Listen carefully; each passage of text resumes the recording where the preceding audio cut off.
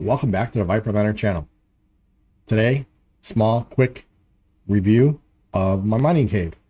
I redid it and kind of moved the stuff around.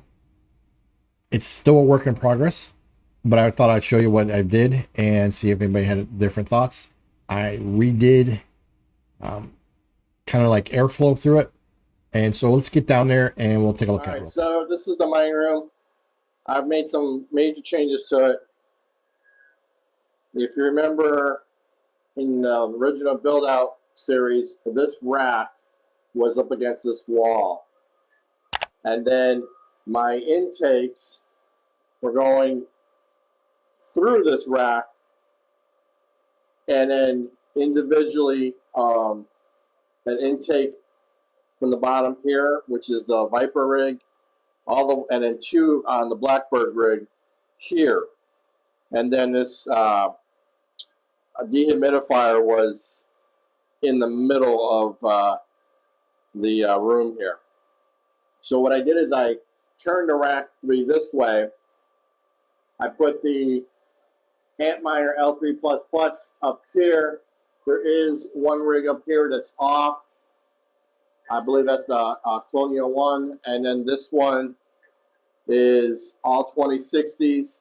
This is Atlantia. Power supplies are down here for the rigs, the Antminer 3. And then Viper is 9 1660s. And then Blackbird is 160 AXT over here. It's actually got a bum fan. I got to get it changed. And then a mix of 3080s, four Founders Editions, 112 gig, and then two MSIs. Power strip is down here now. And then what I did is the second power strip I have over here. Now I have to get some cable management here. I need to get longer cables, power cables, because I want to go up and over and channel and make those into a channel coming down in here. That's a 150 volt this power strip for the fans and stuff like that. I did move my 30 amp circuit down here along with my 20 amp circuit. And then you'll notice the covers are off here because this is actually now feeding my solar batteries. So I actually am splitting off my solar. And then that's actually solar. That's 150 volt coming out solar, which I can run all my fans, all my exhausts and intakes off that. And then hopefully I have two more solar panels coming in. I'll be able to run this entire shelf off solar, 100% solar.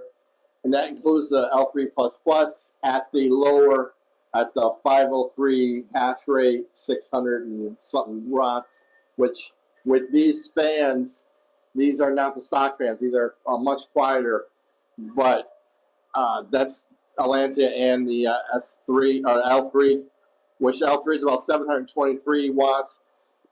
Excuse me. This will be totally solar. This is a combination of solar with the rest of the house. And then my intake fans are now down here, and they blow out directly towards those rigs. Atlantia doesn't seem to have a problem with blowing the hot air out and just kind of grabbing the room air to suck everything through. If need be, I can either add one of those fans back onto the back of this shelf. I used to have a fan right here, but now that everything's flowing this way and exhausting up there, it seems to be working better. Now I do have another exhaust ACFNE fan that's not an inline fan, but I'm thinking about cutting the hole up here and exhausting just straight into the garage.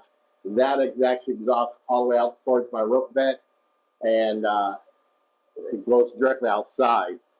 But that's what I'm thinking. I'm also thinking about moving, putting maybe some fins on this to kind of like divide the air. And I do have my two ASIC minis down here as well. Total power right now, I am on 1374 for Atlantia and L3, and then everything else is at 2600 watts. This will be totally 100% solar. That is about 50% solar as we move.